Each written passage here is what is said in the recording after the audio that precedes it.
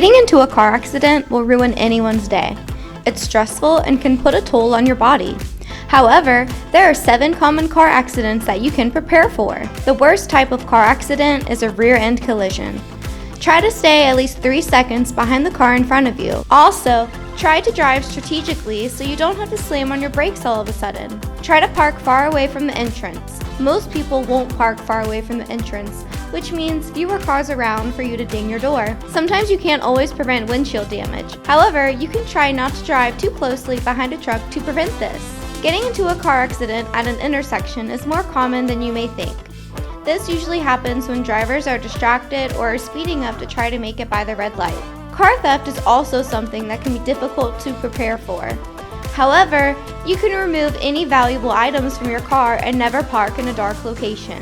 Backing out of your driveway or a parking spot at the gym can be a collision waiting to happen.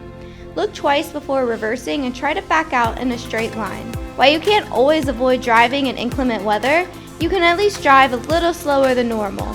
You can also purchase a cover for your car to protect it from hail, trees, and sun damage. Ready to shop? Visit Toyota of Orlando at 3575 Vineland Road.